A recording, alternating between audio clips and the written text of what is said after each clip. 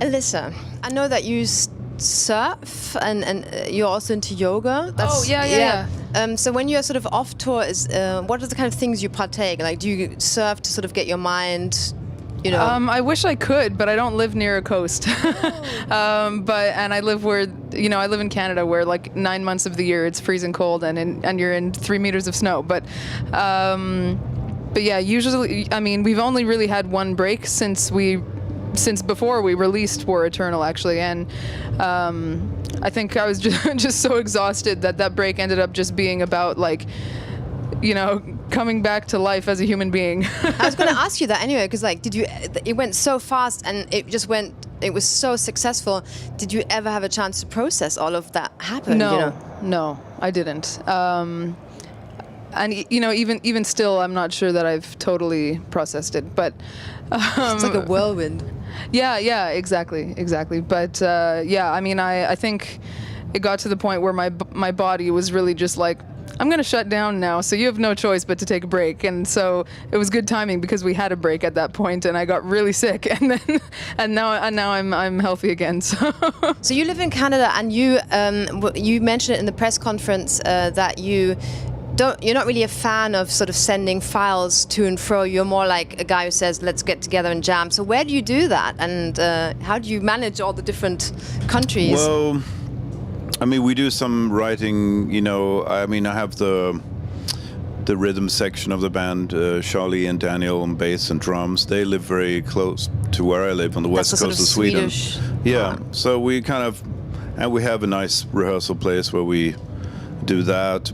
And then when the time comes to sort of get more serious and do the final arrangements, we all get together, and so far that's happened a lot in Sweden. Do you have any sort of, like, you know, 3 Swedes and a Canadian and American? How is it like with? It's like a bad joke, right? It's like a joke. Walk into a bar. Yeah. It is actually. Do you have any sort of, like, the cultural things? You know, are you very different, like, and you sort of had to adapt, or? Well, I didn't know that Canadians had blue hair. You know, I wasn't aware. You're both into ice hockey, cliche-wise, or? Not at all. But not at all. We're the only ones in our respective countries I not think into culture, it. you know, we share a common culture, which is the metal culture and the love for music in general, and that's where we connect on a very, very strong and deep level. And that's why we can make great music together. And what you share as well is that you both don't eat any meat. Yeah, true. So when you like ask for a rider, what sort of stuff is on there? I mean, do you have any sort of favorites? You say, like, that tofu is a must on my rider. Well, it depends on where you go as well, because each country or region has its own. You know, like Japan, I'll get like a lot of seaweed and tofu kind of stuff. Yep. And, you know, in Germany, there's usually a lot of like good vegan yogurts and vegan bread and spreads that you can put on the bread and stuff like that. I always like to have soy milk, though, because I actually drink it on stage. Because if I'm you know, out of breath and I feel like I'm going to pass out, it gives me just like a little bit of sugar to keep going, and I find it like soothing for the voice, actually. And it's, you know, it's not as heavy as like eating something, so I try to always have some soy milk. Are you very conscientious about everything? I mean, even clothing and stuff. How does that sort of translate into the band now? I'm lucky enough also that I have some other, you know, designers from around the world that will sometimes be like, I want to make something for you, and I'm like, okay, just make sure you don't use, you know, make sure it's all vegan materials, don't include any feathers, fur, any skins of any kind, and they're always very nice, and they send me some stuff sometimes, and so.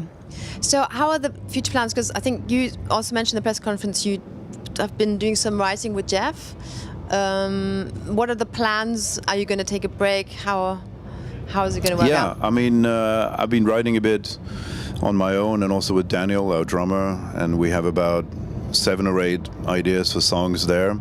And I'm also writing a little bit with Jeff now, and going to get more deeper into that with Jeff. That's also a logistical thing because he lives in Seattle and I live in the middle of nowhere in Sweden.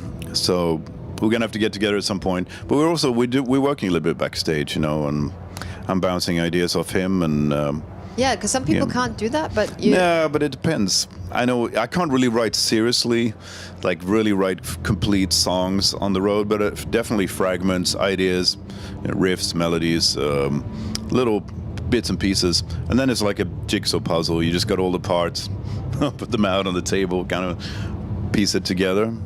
that's a fun process, but that's for later. And then you need a little bit of time for reflection and go back, change stuff.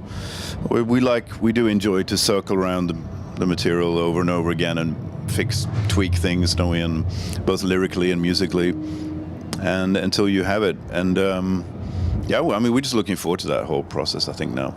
And in the press conference, you actually said, because you said going back on tour is actually great because being off tour is like alien to you. This is kind of what's happening.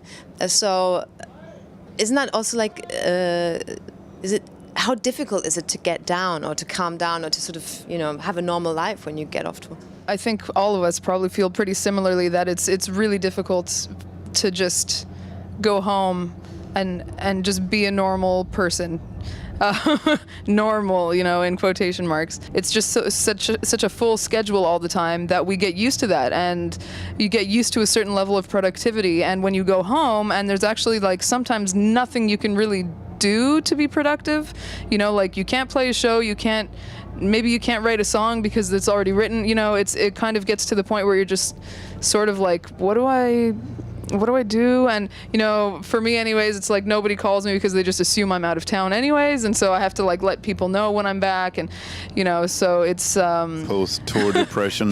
Yeah, I completely understand that. Can happen, but it's a balance, isn't it? I mean, you try to achieve a balance, you know. When I get home, I do enjoy to cook my own meals or wash the dishes, wash my clothes, change bedding, cleaning, hoovering. That's true. I really enjoy those things when I'm at home. You know, like my house, I've Oh, got really? enough to do. You got work for me? I'm pretty good with the cleaning, especially.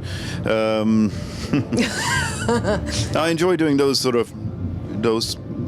kind of things actually for a while, but then I get a bit bored with that, of course, and then I want to kind of go out and do this again and be a superhero again.